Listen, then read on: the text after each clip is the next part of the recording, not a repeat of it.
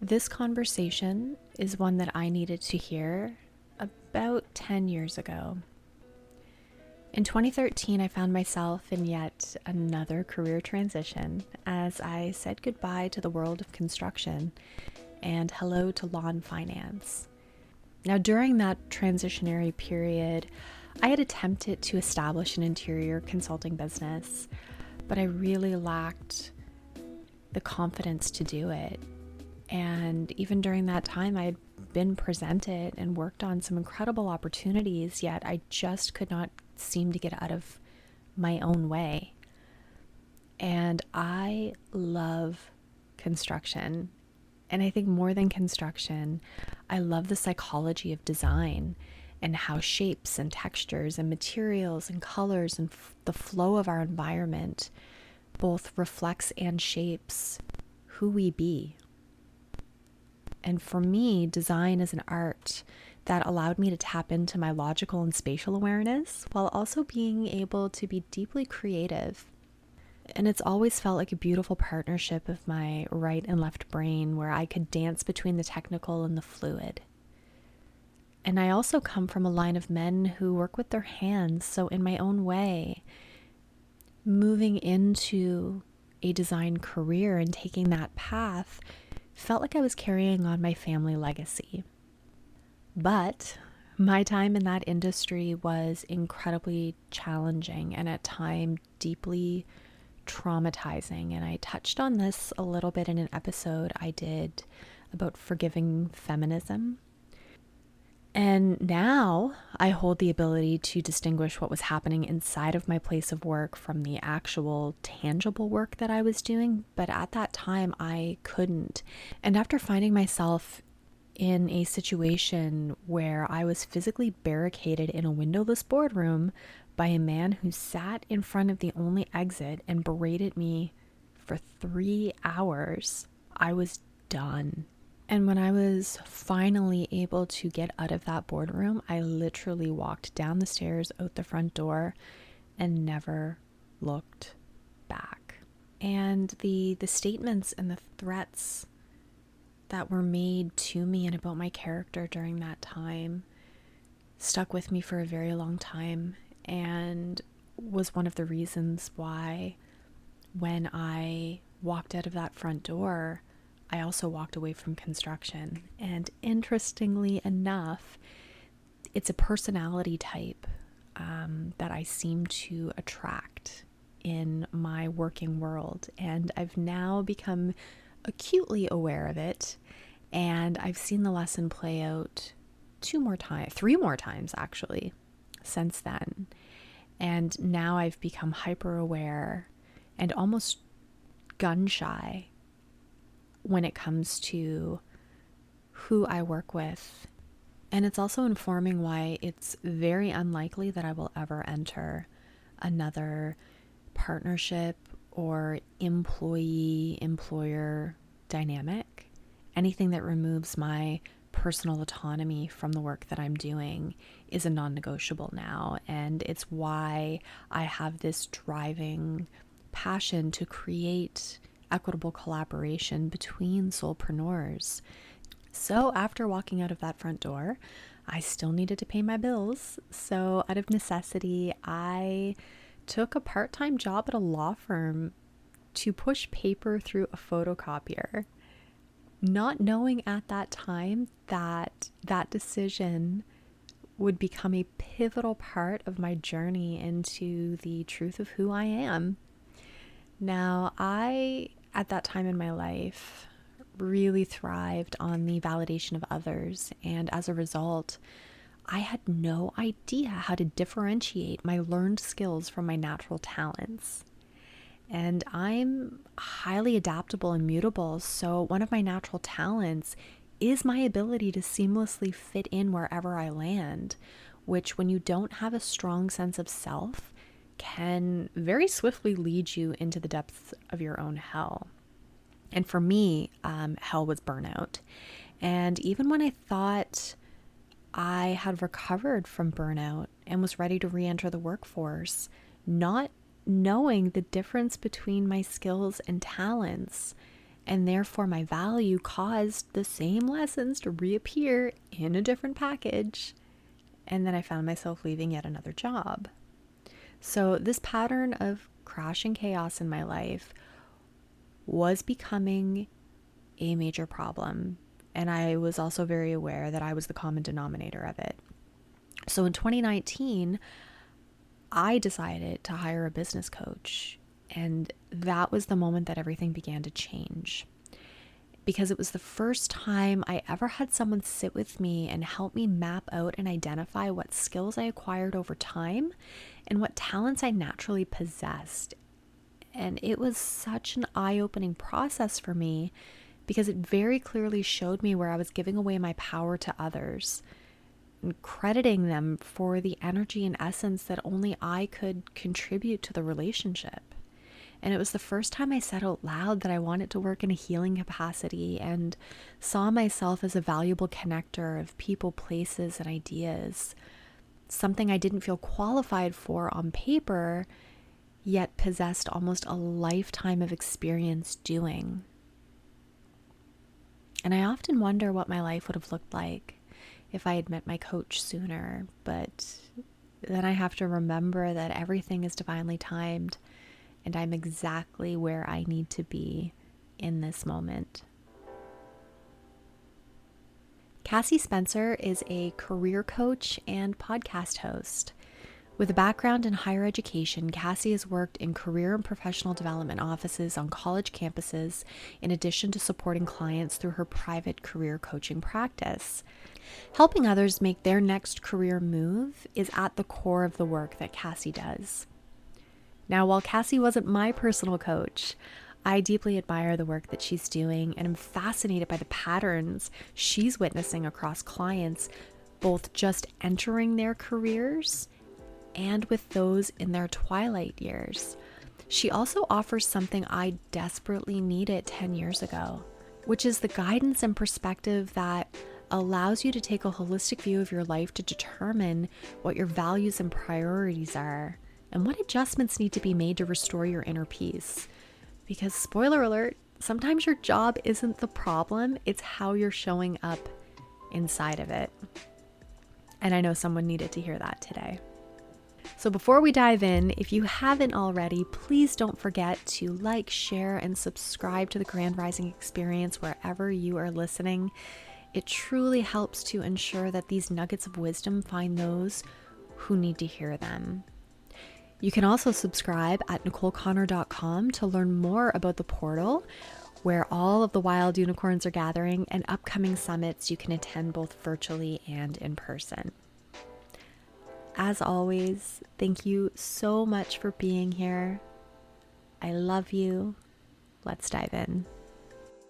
Yeah, so my background in career coaching, it always feels weird to say that it's unique, and to kind of give myself that title, but it is unique in the sense that a lot of career coaches do come from industry. They've worked in a specific industry and then transition into career coaching.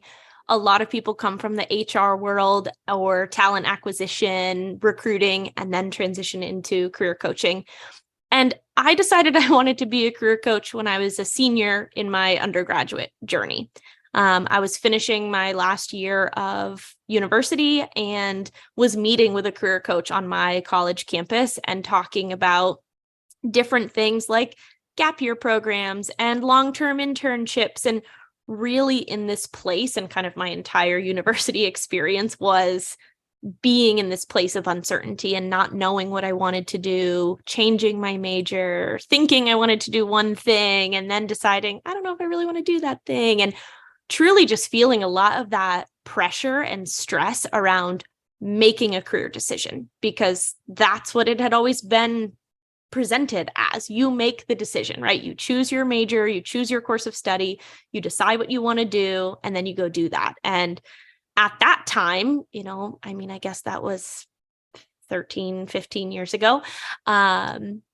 It was this thing where you kind of heard about career changers, but it was like, oh my God, so-and-so's parent made this entire transition. It was such a different thing than it is now in 2023. So I was meeting with my career coach and truly kind of had this aha moment one day where I was like, wait a second. Like, I think I interrupted them. I was like, stop, stop, stop.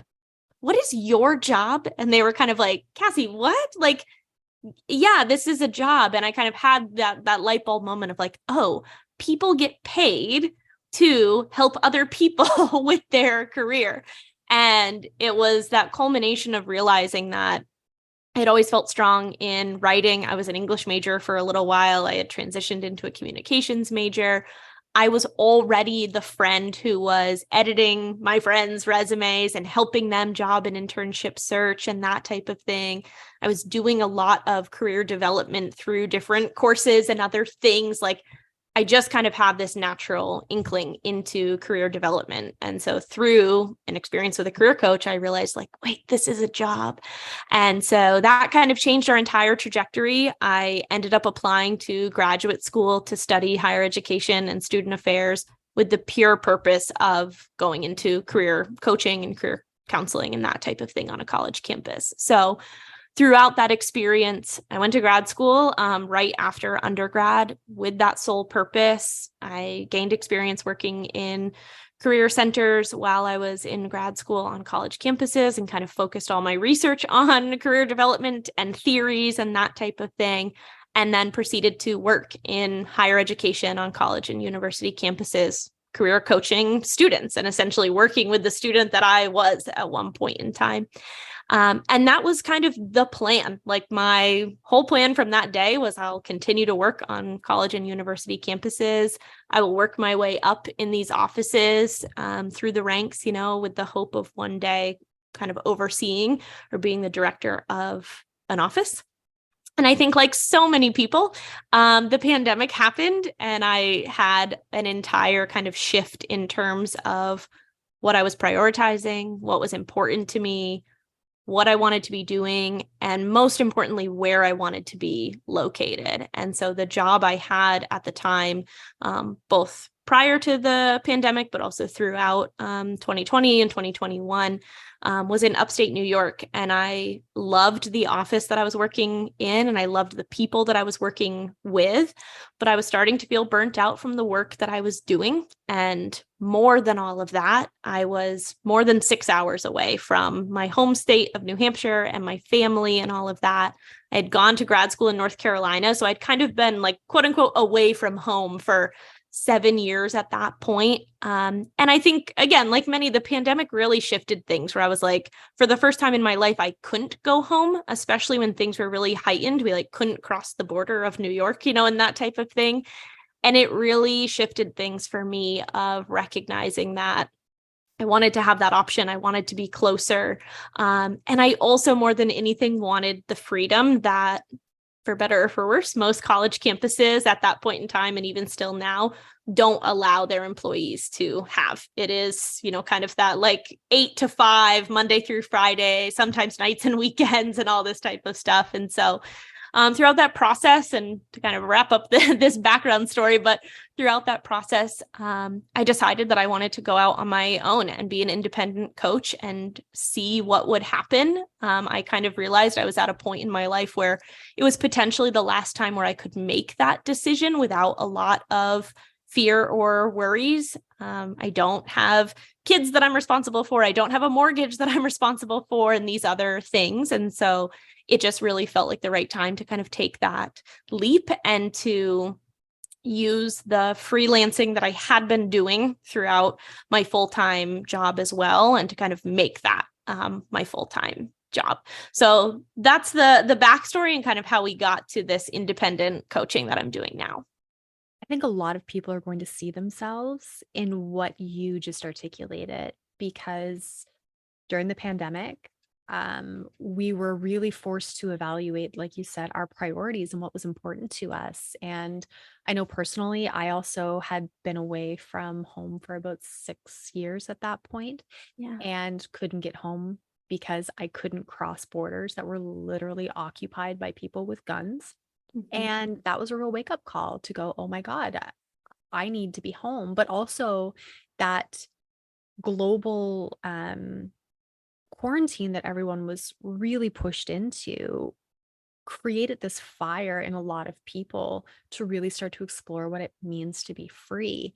And the beautiful thing about having to work from home is I think it also opened up the possibility to a lot of people when they were inside of organizations that had to transition so quickly to working remotely, and especially older institutions that were very, like you said, regimented 8 to 5. You come into the office, you hold office hours. When they were forced to allow their employees to work from home, it also gave people a taste of, oh, well, I'm disciplined enough to work from home. I can show up every day in front of my laptop and still get work done.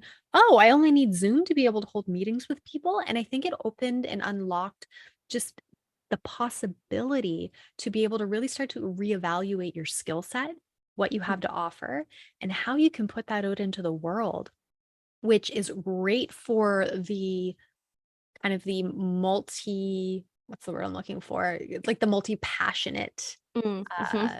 entrepreneurial spirited person who Yeah. really wants to just dabble in a bunch of different things, but also for the people that maybe have a little more fear and are a little more comfortable in a linear and prescribed space to kind of go, wait a second, you mean I can do what I want to do on my own terms? And it still looks like the way I do it in an office? Mm-hmm. And I'm sure that's really changed the way your clients are showing up for you right now in the space that you're occupying.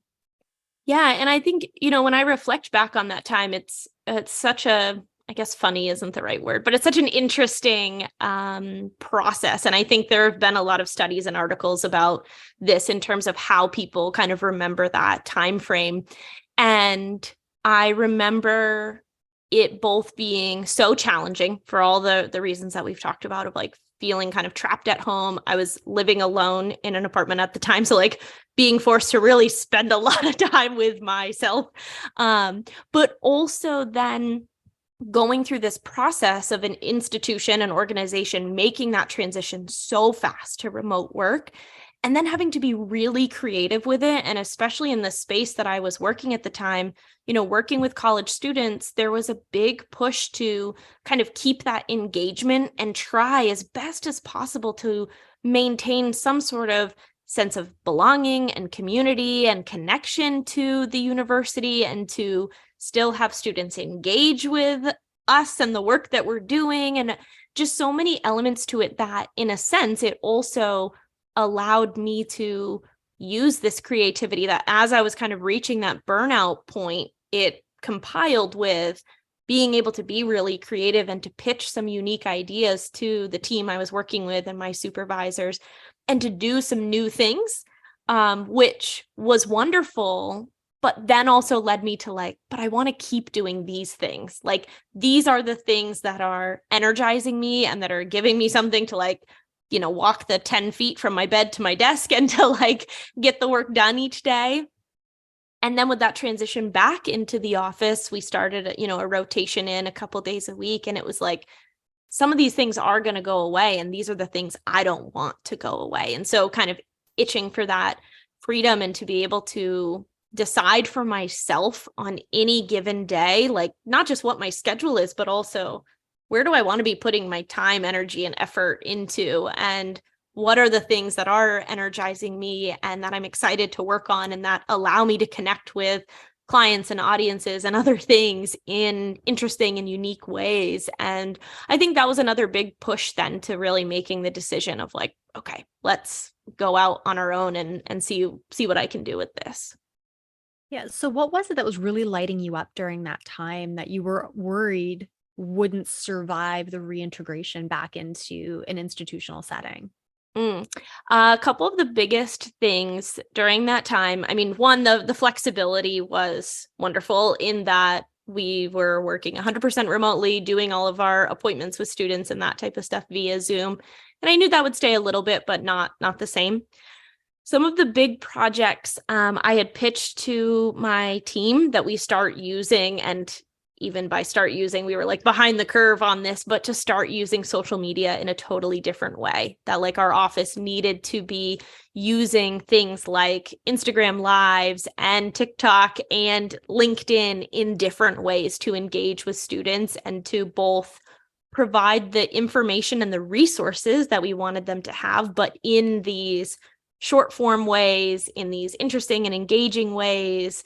And so we launched some efforts to do one of the things I'm like most proud of. I had this thought one morning, like in the shower, to interview alumni on our Instagram Live.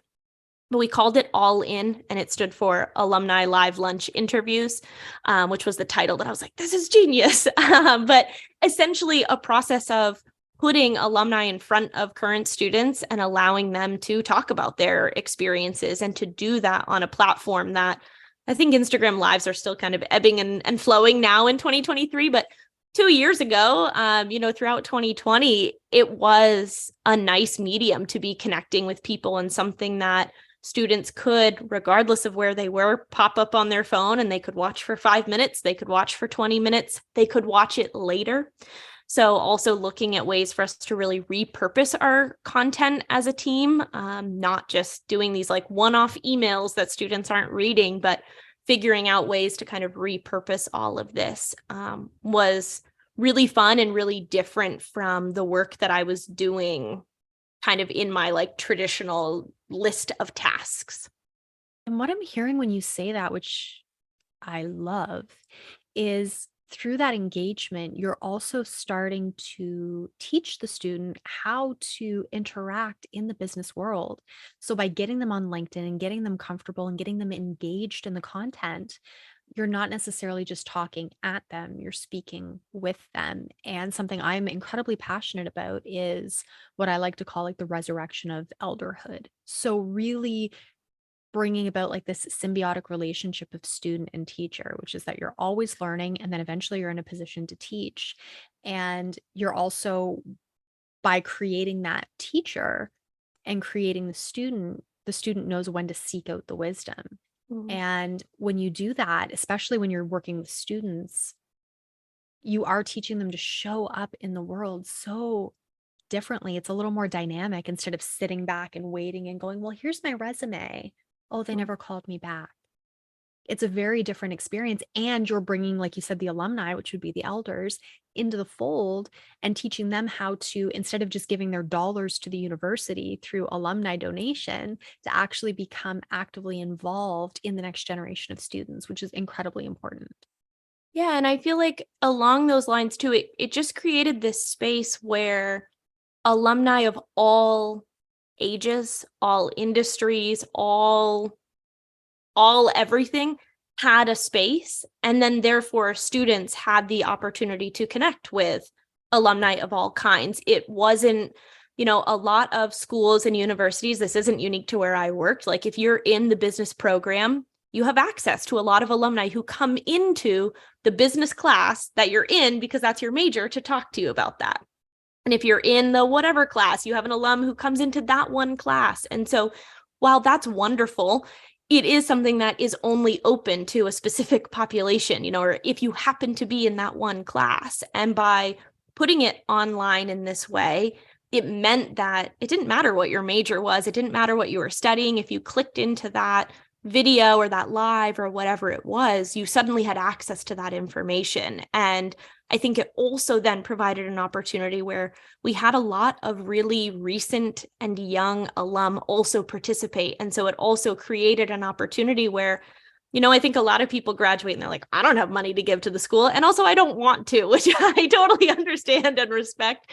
But it created a space where you could still engage with your university and participate and offer that advice, being out of school for 6 months or being someone who graduated in 2020 or 2021 and who could say realistically, like, yeah, I had a job offer and then the pandemic happened and my job got pushed and my start date got pushed and my start date got pushed. Or I suddenly was starting a job 100% remote and I haven't ever met the people that I'm working with, and kind of navigating these really unique circumstances in real time and in a way that, none of us had really navigated, but also not done in this way.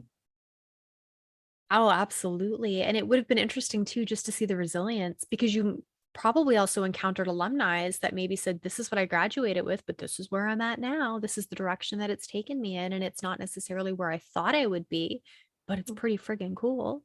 Yeah. And I love that because as someone who has had an incredibly nonlinear journey throughout my life and worked in multiple industries and sectors that completely nonsensical, but I've ended up there just sheerly through will and curiosity. I think it's important for people to see that because when you, especially when you come out of going through public education and then you go into secondary education and perhaps you're going on to a master's or a PhD, depending on how far you go in your academic journey, it can be very scary to pivot away from what you have spent so much time and money investing into. And to see other people perhaps display the courage to do that can open up so many possibilities for people who might feel a little stuck in the path that they've chosen.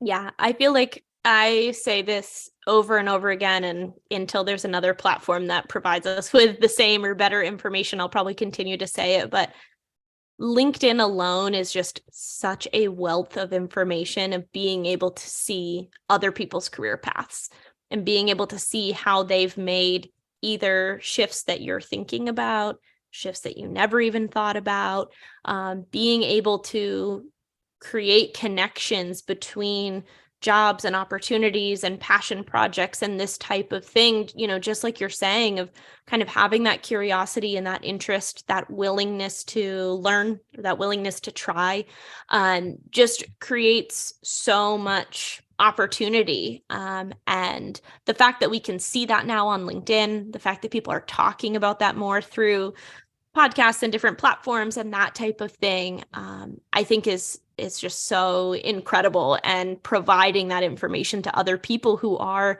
scared to make that decision or who are still in that place of feeling like my career is a singular decision, because it's something that I think it's getting better. Like this idea of portfolio careers and entrepreneurships and making career changes is getting better, and seeing that as a possibility. And there's certainly more tools and resources for that.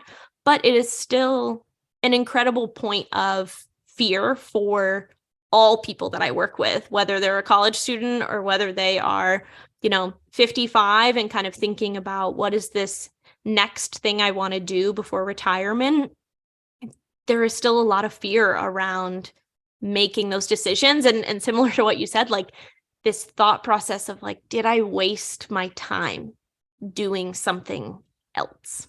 And I mean, that's a question that extends to almost every facet of life, but it tends to get most highlighted in the career spheres just because that is attached to our ability to sustain ourselves. It's attached to our ability to feed and clothe and house ourself and our family.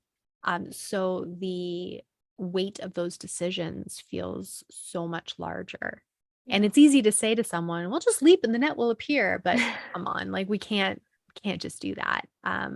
But it's opening up this kind of pathway for people to begin to be able to kind of dip their toe in it. And because we do have the internet and it's creating this beautiful creator economy, people are also able in their spare time to start to kind of dabble into what lights their soul on fire. And even if it's just as a hobby for now, they can start to really feel out other alternatives and ways of doing business. So even if you are with a company right now and like you did, you have these fits of inspiration where you're like, oh, well, what if we could try this? And what if we could try that?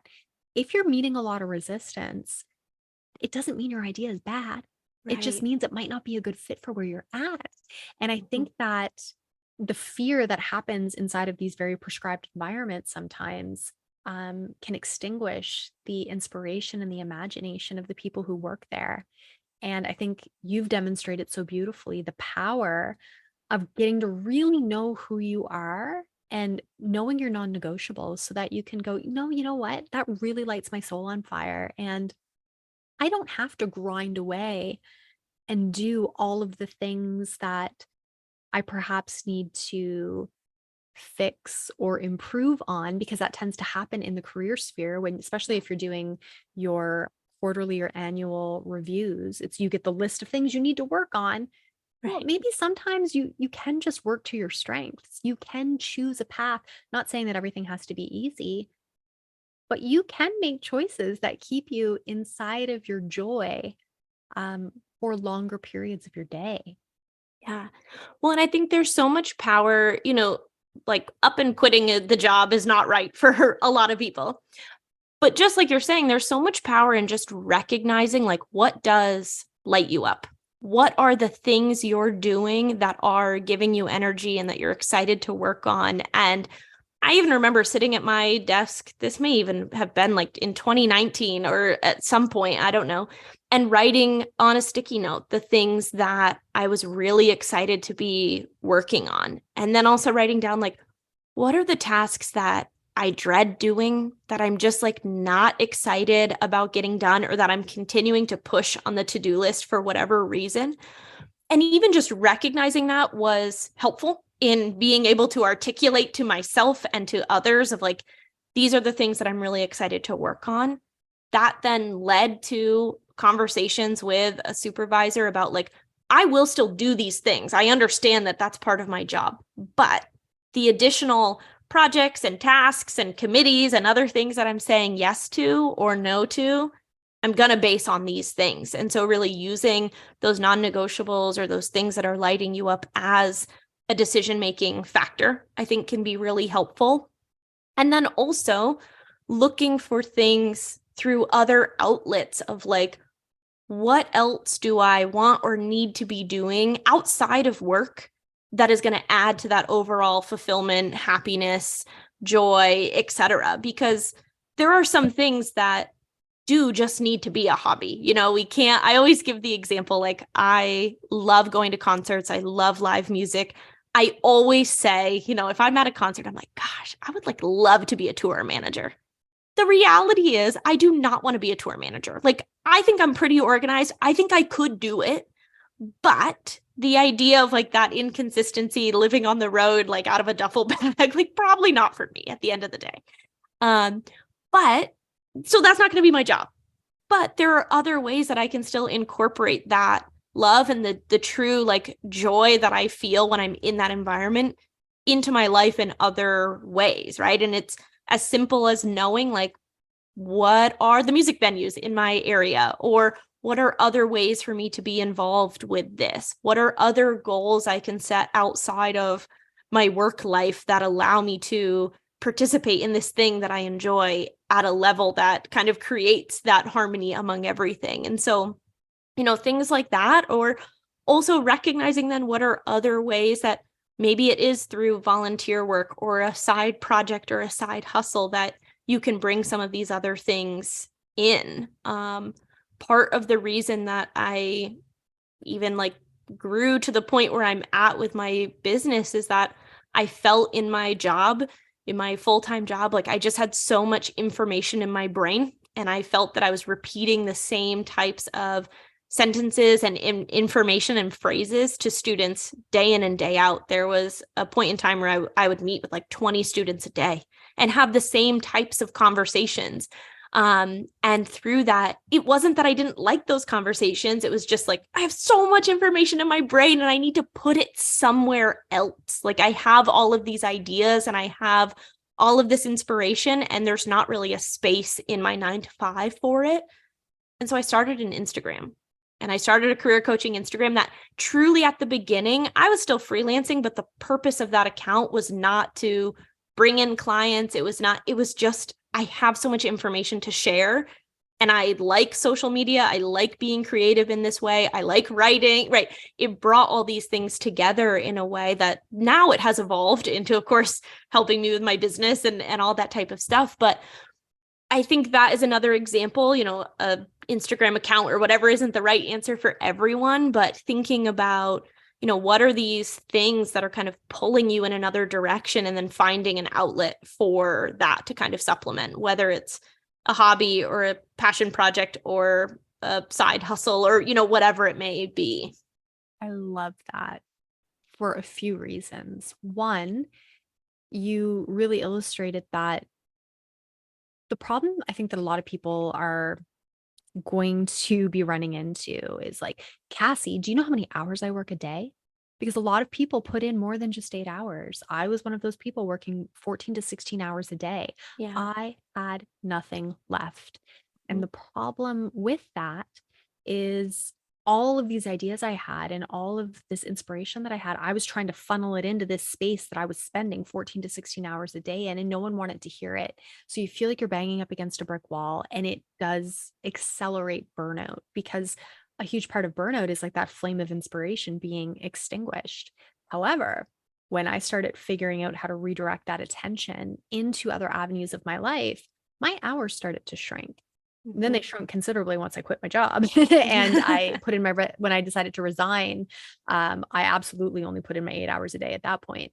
However, leading up to that, I could feel like when I started getting filled in other areas of my life because I was redirecting what I felt like wasn't being heard in the spaces I was in into the arenas where people were hearing me and validating it, and not even just validating it, but benefiting from it.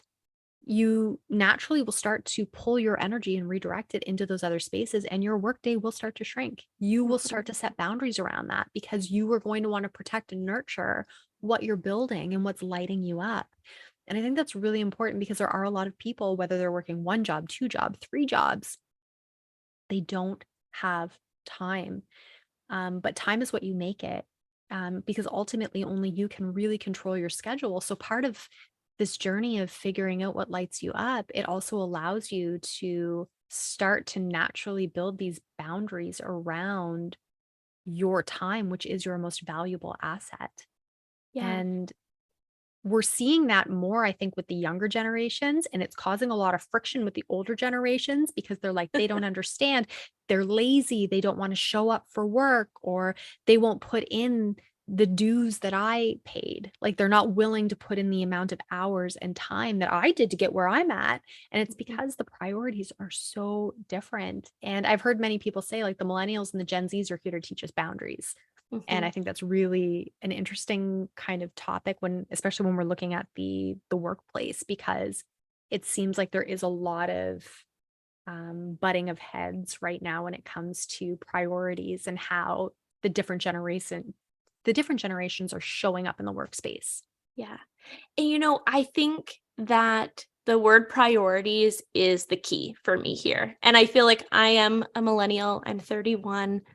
I have, since probably before I can even remember, I just feel a certain sense around this idea that millennials are lazy. Like, I feel like that was on the news from the time I was like 14 before I was like, I can't even have a job yet. And they're telling me I'm lazy, all the way throughout our lives. And now, with Gen Z and that type of stuff, it's really interesting to me how we ascribe these traits to generations without thinking about or recognizing that, like, life is different, that it's not anyone's fault. Like, it's not, there's only so many elements to it. And I know I've even said to my own parents, I'm like, you raised me. Like, you raised me, and you're saying things about millennials. And like, we both know that the way you raised me, that I am a hard worker, and you raised me in a we finish what we start type of household. And there's nothing wrong with that, right? There's like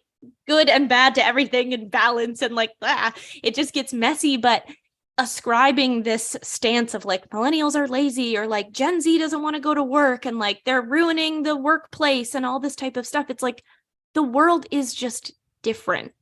And for better or worse, whether you like it or not, the world is just different. And it's going to be different in 5 years, and it's going to be different in 30 years. And the way that we work and how we approach work and what our priorities are going to be different. And I just kind of come to this like, I have friends who are in their 30s, just like me, who I think work way too hard.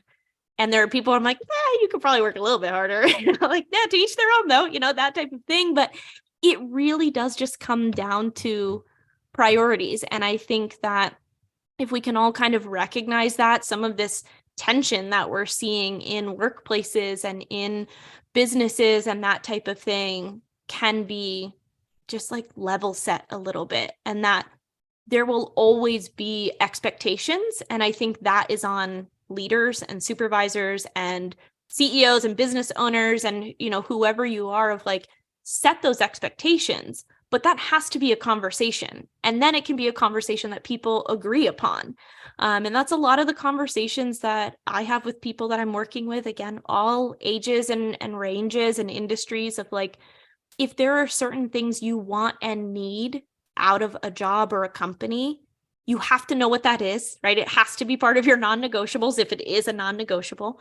And then that's a decision you have to make throughout this process. If a company or organization or position isn't providing you with the things that you want and need, then we need to find a company or organization that will provide you with the things that you want and need. And it then becomes that kind of negotiation among you and the organization, but also you and the things that you are willing and able to do to find kind of that middle ground with all of this. And, I think, and I hope too, that as kind of some of these shifts happen, that we also start to see maybe even not like a shift among leaders and company owners and that type of thing, but just more of that recognition of like, people do have different priorities. And the other thing is that people have always had different priorities. We just weren't necessarily talking about it, and there wasn't as much recognition, I think, about that. And where I give, especially Gen Z, a lot of credit is that they will speak up about the things that they want and need. And they are talking about the impacts of, working 80 hours a week on their mental and emotional and overall physical wellness, and I think about when I started my first job out of grad school, I worked so much. And part of that was because I thought it was an expectation, or it felt like an expectation. Part of that was because I took a job in a place where I knew no one, and I moved to this new place and I had nothing else, to take up my time. And so I thought, well, I guess I'll just like work a lot. That's what I'll do. That's how I'll figure this out.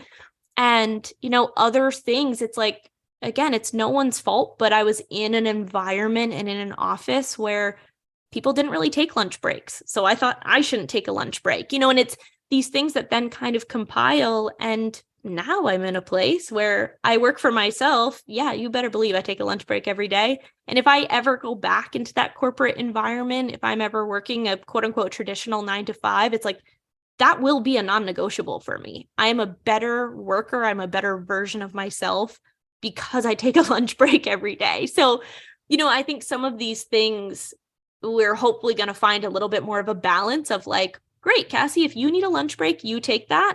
These are your hours in taking a lunch break. And if someone else, Nicole, if you don't want to take a lunch break, that's fine.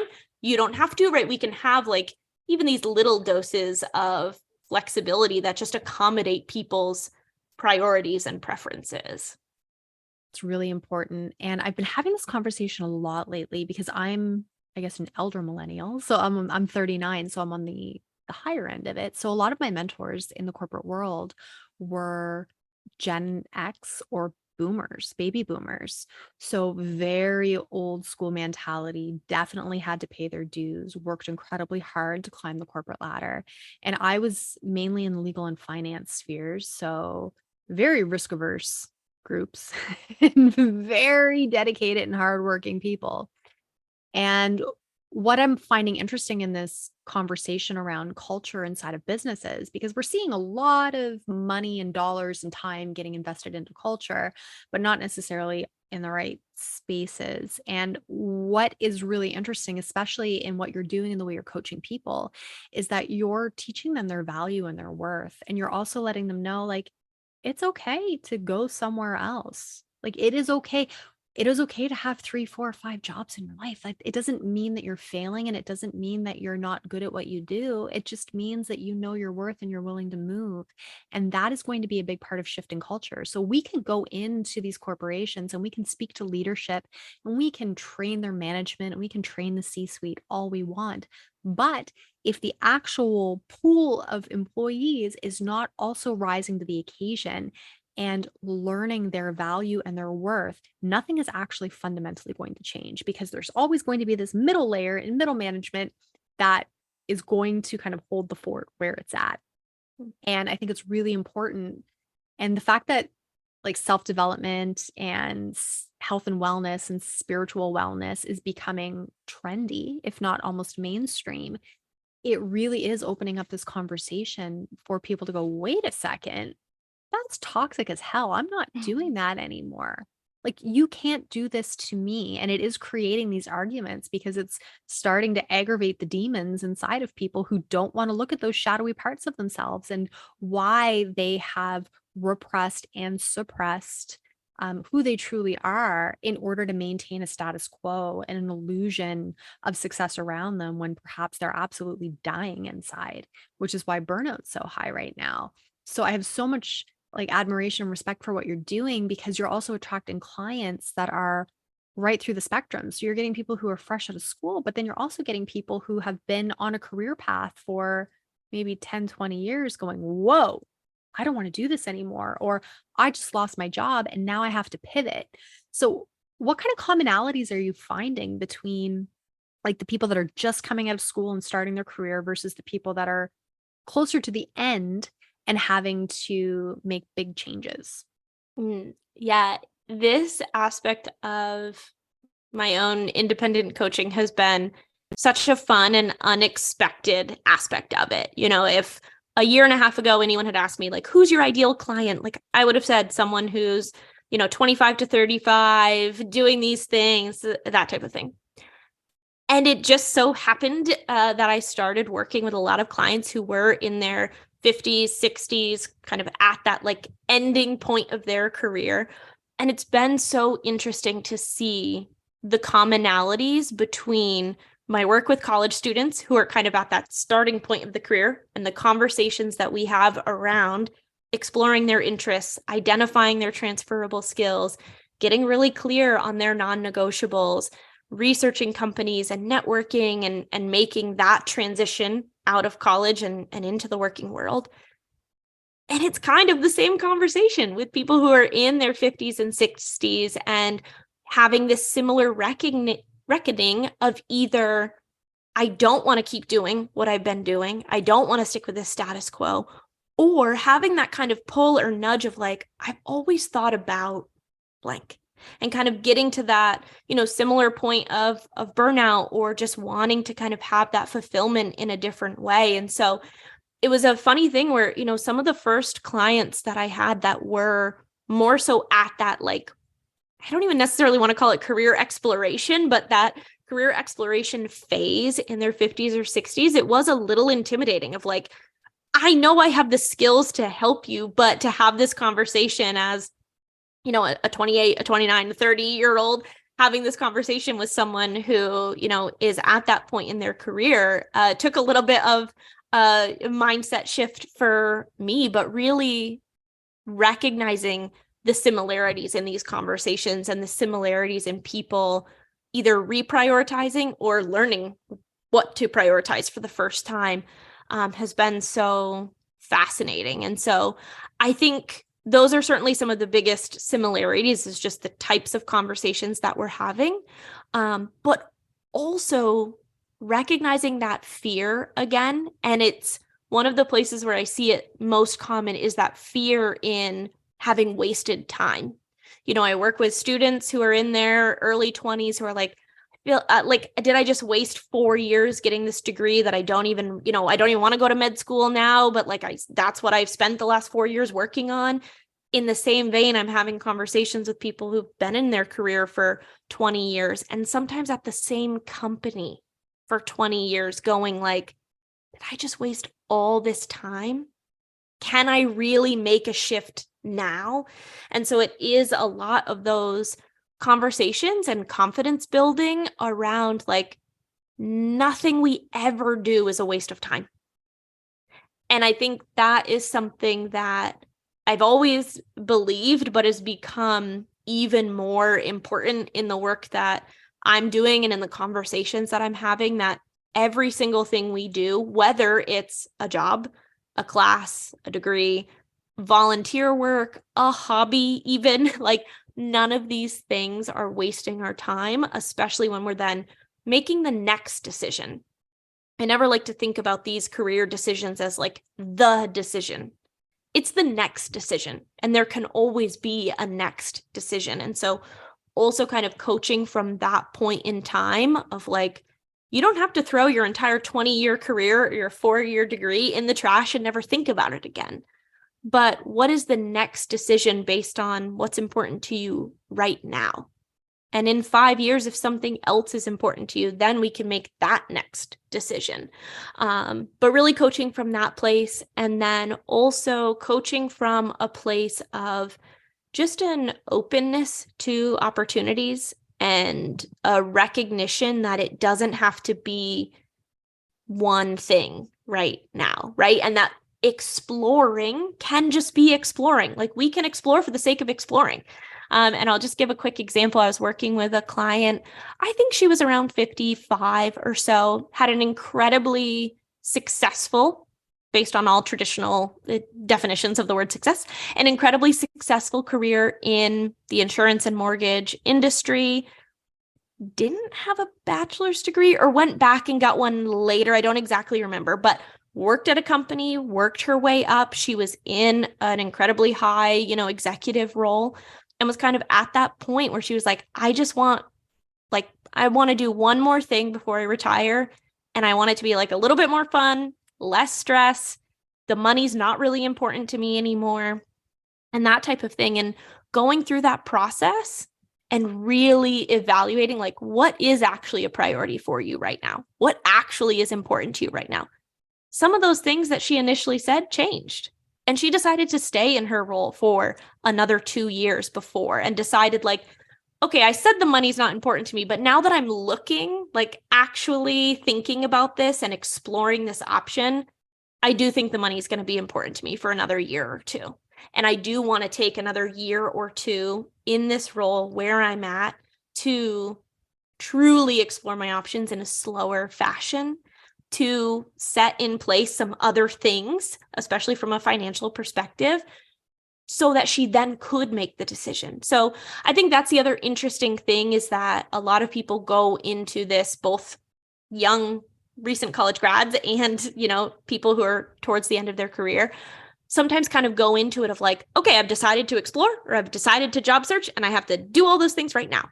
And it can sometimes be a process of, let's explore, and let's then decide what is really important to you. What are your priorities?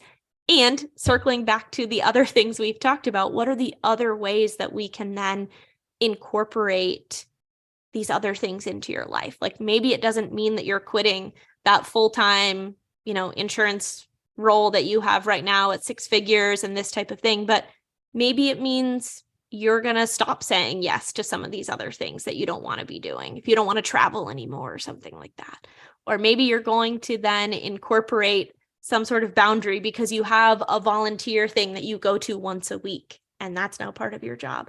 And then we can continue to make those transitions. So just keeping that in mind too, and kind of coaching from that perspective of like, exploration can be simply for the sake of exploring, and then reconfirming what you maybe already knew or what you didn't know type of thing. It's a great way to reframe what you do, because I'm sure a lot of people come to you with the idea that I'm getting a career coach because I'm looking at changing my job, when really it just turns into this deeper exploration of self. And you're more times than not mining your own value. And as you said, it makes me so sad when people think, oh, did I just waste my time? Mm-hmm. Because as someone who has a very nonlinear path, the value of what I've done has come through recognizing the immense experience that I've garnered in all of those spaces, and the gold that sits inside of them that is invaluable. You literally cannot put a dollar figure. I'm trying to, but you really can't put a dollar figure on the things that I've learned. And having the wherewithal and the recognition to be able to kind of go back and look at the patterns and find the through lines, and really truly understand this unique experience that I've created for myself, and what that actually looks like, when you can start to kind of shed away the layers and the shoulds and the supposed tos, away from what it is that you're doing and that you're accomplishing. And sometimes you're in these spaces because you're there to touch other people, Mhm. not physically, but their lives. Like Yeah. you're there to, be able to really make a profound impact just by being in that space. Like you never really know what is unfolding around you when you're in these different environments. And I love that you just gave an example of a client that chose to stay because basically you just helped her reconfigure some priorities and go, you know what? No, I'm okay here. It was the other aspects of my life that were out of congruence that needed attention. Yeah. And because our work, as we said earlier, can take up such a large chunk of your day, it can feel like the problem when really all it's doing is reflecting back to you all of the other facets of your external reality and inner reality that perhaps need a little bit more exploration. Mhm. Yeah. Well, and I think, our careers, and maybe this is again like a societal shift that we're working through, but I think for so long it was like the career was what so much of our lives were based around. And I think partially the pandemic and generations moving through, like that has shifted, and that it's not the one priority or the only priority anymore. And I know I see a lot of people on different platforms, and I know people I've worked with and friends and that type of thing too, reprioritizing of like, yeah, I want to have a job, but like my goal is not to climb the corporate ladder. Or like, I want to be in a job that I like, and I want to, not dread waking up and going to work every day, but reaching this dollar amount or this job title is just not important to them. And that is, again, part of this recognition of like our own priorities and evaluating what's important to us and what's important to a company. And I think that also then leans into, hopefully, an openness to these other opportunities and recognizing that we can make shifts and changes and lean into different interests and jobs and industries and all of that. And it does create value. Being someone who's not on a linear path means that you bring a really unique perspective to a different company. And I know for me, I like just put something on Instagram about this, but we sometimes think like, I don't have that exact experience. And then sometimes leaving that industry and gaining different experience, or leaving that company and having different experience, then allows you to come back in with a totally different perspective. And like, even though I personally have really not left career coaching as like a job or an industry, I left higher education, but I've now come back into it on a part-time basis, consulting with a university 100% remotely, which I never thought was an option, right? Like I left that industry because I didn't think it was an option. Lo and behold, they called me back. They're like, please come work for us again a little bit. I got to set my own standards and, based on what my non-negotiables were. But it has also now led to other opportunities with that university and others to consult from a place of like, I'm not only in this world. I also work with clients who are at different stages, and I can bring in this industry view that, to no fault of anyone else, they just don't have, because they're in one world. And so whether you're kind of feet in two worlds, or you've stepped in another one and you're back in another one, or you've dabbled in it, whatever the case may be, I think recognizing the unique value that you bring from that experience, using those skills, being in other spaces, I think we're just going to see more and more of that as things continue to shift and change. And I love that perspective as well. And also that you kind of have one foot in and one foot out, but on your terms, because not everybody's built to be a full time entrepreneur, nor Right. do you have to be. Not saying that you're not, but there's a lot of people that they go, I don't want to do this all on my own. I don't want the pressure of sinking or swimming by my own hand. I'm just going to stay here instead. But you can create a beautiful hybrid life. And I know my goal has always been that how I live is how I support myself. So being able to create an environment and create a job and create a reality around myself, that doing what I love to do, sitting down, having conversations with people and traveling and learning. That is Mhm. how I want to sustain myself. And that is what I'm doing. So I think it's a beautiful conversation to have right now, because there is like that boss babe culture or the creator economy where it's like, just quit your job and go work for yourself. Not everyone is built for that. But what we can do is make sure that we are in full alignment with where we choose to go. And that also means there are a generation of entrepreneurs that are coming up right now that are looking for you, right? It's not necessarily just the brick and mortar corporations or the institutions that we are used to seeking employment inside of. There's this beautiful creator economy that is coming up right now that are looking to collaborate instead of just employ. And I think that's a beautiful space to be in as well. Yeah, definitely agree with all of that. And I think that is kind of as we come full circle with, all of this conversation, that there is opportunity. And I say opportunity from a job perspective, a hobby perspective, a volunteer perspective. Like, there is just so much opportunity. And I think that is something that's so wonderful. And that through different platforms, I think the internet in general is kind of the best way to describe it, but whether it's LinkedIn or a social media platform or other spaces, even within our local communities, and you think about, like, I go to a coffee shop every Friday. You start seeing the same people. If you join a gym, whatever the case may be, your chamber of commerce, or, these other spaces physically or virtually that we can connect with others and then create these opportunities to collaborate, to learn, to have engagement in another way that can both benefit our careers and help us make that next decision or reprioritize things, but can also just add to that overall fulfillment and kind of create that equity both within our career fulfillment, but then our health and wellness and community and kind of that whole cycle of every aspect of our life. Now, I know you're also having these conversations on a podcast platform that you have called Happenstance. So if people want to really kind of dig into Coach Cassie, what kind of conversations are you having? Yeah. So on Happenstance in particular, the podcast, it is a lot of conversations kind of like this, that kind of ebb and flow and dive into the different paths that people take.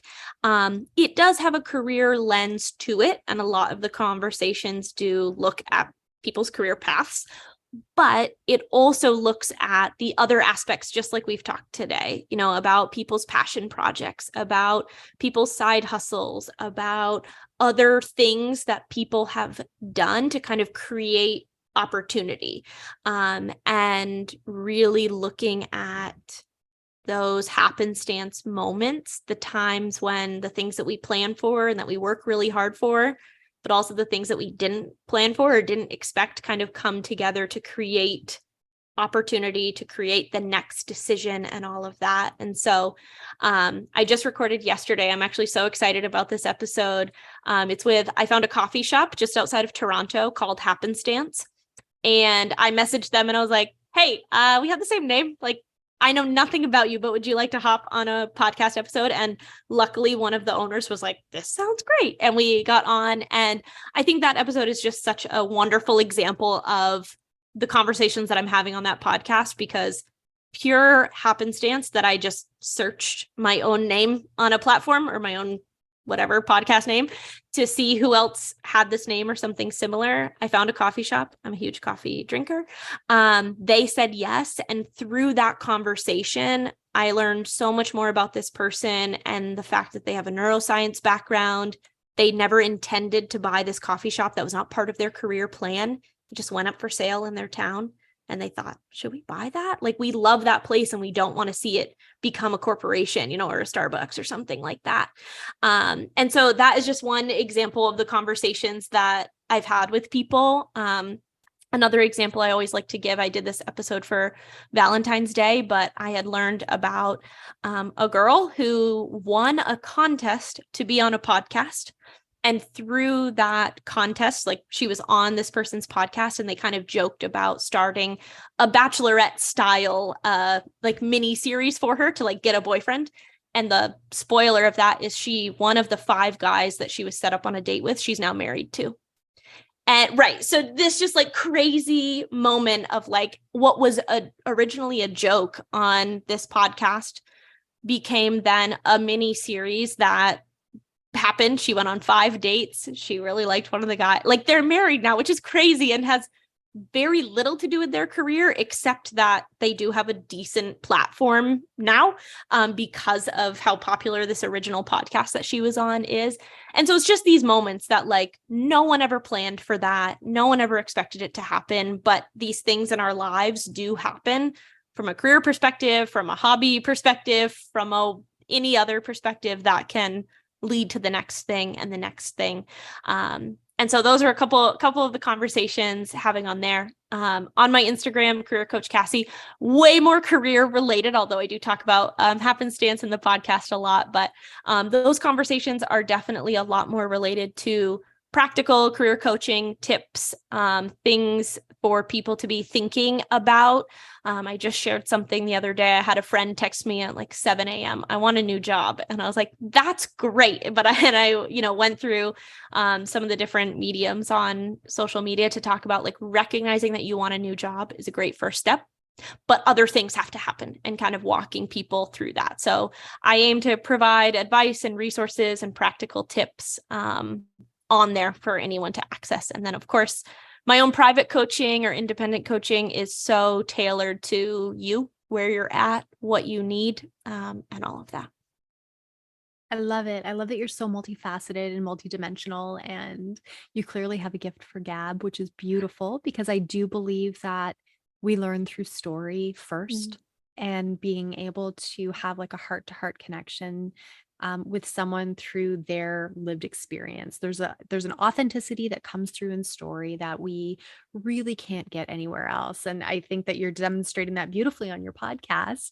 And for like the more woo-woo crowd who love synchronicity and serendipitous moments, like it speaks to that. Absolutely. Yeah. And it's so beautiful. I have to go check out that podcast now. That's fantastic. I love stories like that. Yeah, it is. And that's where the podcast planned happenstance is a career development theory. And it is one that really looks at how people approach their careers and how we end up on these different paths. But I remember learning about that theory in grad school. And for me, that was kind of the second aha moment of like, oh, this is how I got here. And there are happenstance moments in my own story of meeting with that career coach and interrupting them and so many other elements along the way to becoming a career coach and to ending up at the grad school that I was at and to this conversation right now, that it has always been a theory that just like clicked.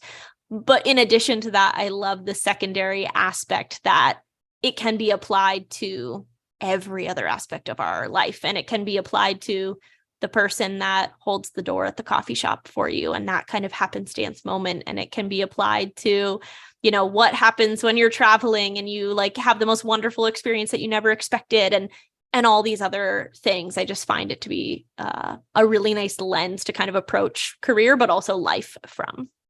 Oh, it's beautiful. It's like that little intuitive nudge, that whisper that if you're not listening very closely, sometimes you miss, but if it's meant for you, it will come back like a 2x4. So it'll never miss you. You will always find it.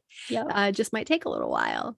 Yeah. Oh my gosh. Thank you so much for having a conversation today and sharing your wisdom and demonstrating, especially because you're working across generations, what it means to be a student and a teacher. Because that's so important, specifically to the community that I'm speaking to on this platform, that regardless of age, you always have something to learn and you always have something to teach. And you are absolutely doing that inside of your sphere and with the clients that you're serving. Well, thank you so much for having me. I feel like we could talk for hours, and I just always love these conversations to share more about the work that I'm doing and just like you said, how we can all be teaching and learning all at the same time and continuously. Beautiful. And I will make sure that all of your contact information is in the show notes and that people can find you regardless of whether or not they just want to explore if changes are on their horizon or if they actually want to dive in and make a transformation and a transition. Amazing. Thank you so much. You're welcome. This episode is such a beautiful reminder that we all have an infinite well of knowledge and wisdom and experience that we can mine in order to create the reality and the life of our dreams. And if you're feeling stuck, it's temporary. If you need guidance and assistance, it's available. And at the end of the day, whatever you are going through, wherever you are right now, whatever you've been doing is never a waste of time.